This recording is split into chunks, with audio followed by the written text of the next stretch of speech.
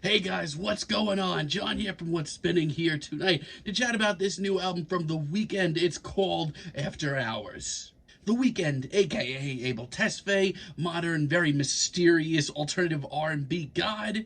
And many years ago, to be honest, I kind of obsessed over him, especially during his trilogy era. His steamy and very sort of kinky and dark debut, House of Balloons, the very straightforward Thursday, and Echoes of Silence, which just sort of tied it all together, were a trio of very powerful mixtapes. For a short while, I really did worship the guy. But ever since that initial trilogy, fuck, it's been hard, man. His studio album debut, Kissland, was very, very messy. I enjoyed some of the harsher, moodier tunes like The Town, but everything else here just seemed sort of counterproductive to everything he was doing so well for years. Beauty Behind the Madness got me hyped because of its slew of really great singles that have aged wonderfully, like The Hills, and Often, and Can't Feel My Face. But it's also really, really, really long and filled with questionable experiments as well. I feel a lot of the same things on his follow-up, Starboy. The singles here, once again, between Starboy and False Alarm and my personal favorite,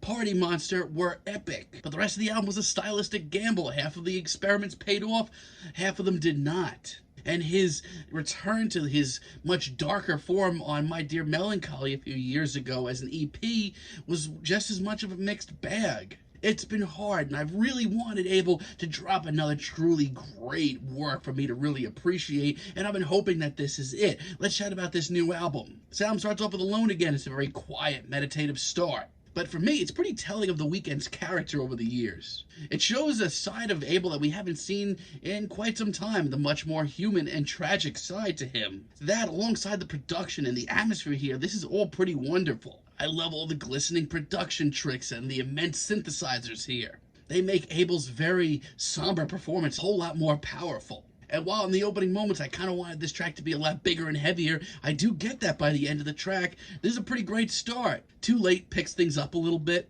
I do really love the throwback 80s vibe with the synthesizers here.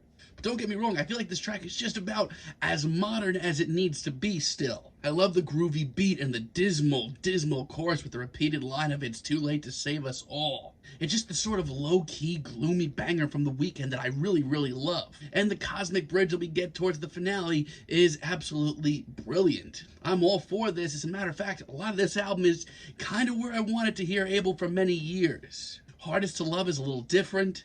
We practically here get Abel in like a more of a synth pop atmosphere, which is interesting to say the least, and it's great to hear him in a more upbeat environment. It's once again a very telling tune that shows a lot more about the character of The Weeknd. It's sweet, it's powerful, and honestly performed really well. It's super catchy too. And while, yeah, I feel like this maybe isn't branching out as much as the first few tracks, I don't think it needs to. Not to mention, we forget just how much of a ridiculous singer Abel is. His vocals on this track are ridiculous. Love this tune. And Scared to Live, on the other hand, is a pretty immense ballad. I mean, sure, it's not maybe as dark and as twisted as some of his House of Balloons stuff. But again, we're dealing with powerful, emotional bars from a dude that's kind of on his A-game right now. It's gigantic sounding, and the use of Elton John's Your Song is pretty classy as well. Now, it wouldn't be a genuinely good Weeknd album without some genuinely great crossover tracks ready for radio airplay, and that's what we get with tracks like Heartless. To be honest, as far as a single goes from him, this is probably as good as it gets.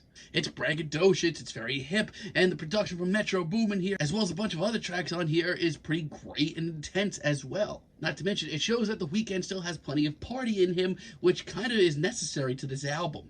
But from a bigger picture standpoint, as far as The Weeknd's character goes, this ties things together wonderfully. It's also ridiculously catchy, and I love everything about this track. Now, these are obviously a lot of new sounds that Abel is working with.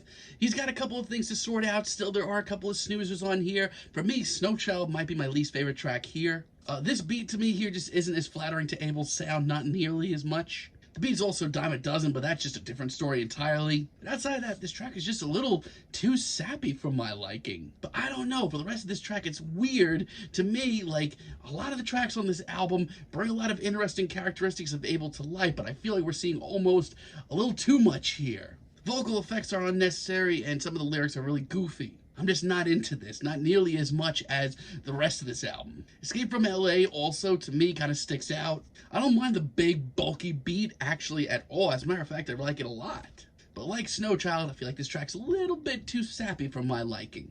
This has been an album of daring new experiments for Abel, but this just seems way too stuck in the past. It sounds like a track that would have ended up on Kissland and annoyed me. There's a reason why Abel doesn't go for that sound anymore. It just doesn't click, and neither does this track. To be honest, he sounds bored to tears, and God, it's almost 6 minutes long. Not into this. Also, not really into Save Your Tears either. The production on this track just seems so flimsy compared to the rest of the album. And Abel, once again, doesn't really sound like he's that into this track. To be honest, it doesn't even sound like a Weeknd track. Just the opposite. This just kind of sounds like Abel doing a cover track, and that's not what I want to hear right now.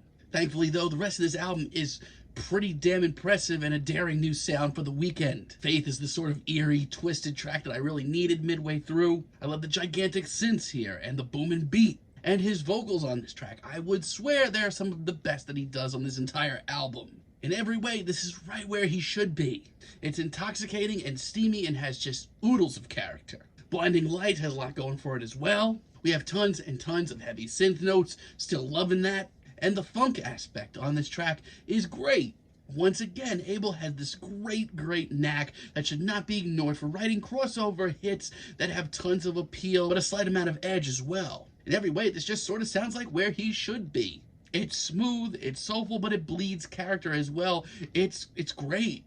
In Your Eyes is another throwback jam, and let me tell you, these sort of 80s retro throwbacks are absolutely the way to go. This track is absolutely awesome. Grooves here are strong, and I love the immense amount of swagger that this track has. It has all the makings of a classic pop tune, but The Weeknd updates it and makes it his own in all the right ways. It's passionate, it's sort of steamy, and once again, just a really great single. And that sax solo, please, I'll take all that and more. This album is pretty awesome and really makes me excited to hear more from The Weeknd. To be honest, I haven't felt that way in a really long time. That excites me. Repeat After Me took me a little bit longer to get into, but what a freaking star-studded cast we have here. We have The Weeknd, we have Kevin Parker, and we have OPM, my boy Oneohtrix Point Never. I mean, technically, I don't have too much to say about it. It is a transitional track, it is an interlude, but I love the woozy instrumental, and I love the hazy atmosphere. Obviously, I think that this could have had a lot more going on, but man, this transitions this album wonderfully. And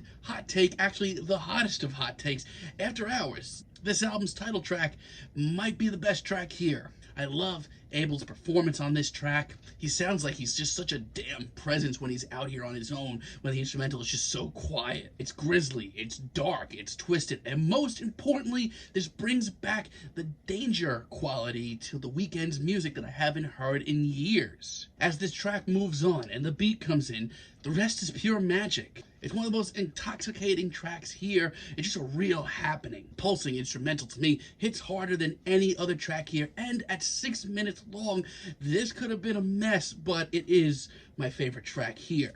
Until I Bleed Out as a finale, I have a couple of thoughts on. A lot of them are very varying. I mean, I do love the very cinematic vibe to this track. As a matter of fact, this whole album has a very cinematic vibe. The atmosphere, the production here are all on point. To be honest, Abel's performance is commendable as well. But while this track, there's nothing wrong with it. As a matter of fact, there's so much of it that's actually really great.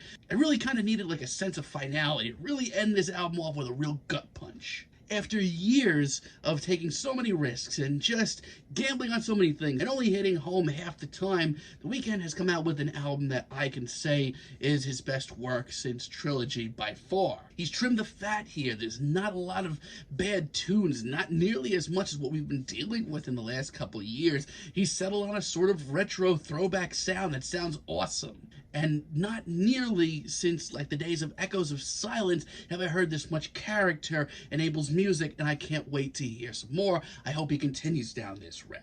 I'm feeling a decent 8 on this album, but let me know what you guys think down below. If you like the video, be sure to give us a like, give us a subscribe, and let me know down below what you would like for me to chat about in the future. And until next time, have a great day, guys.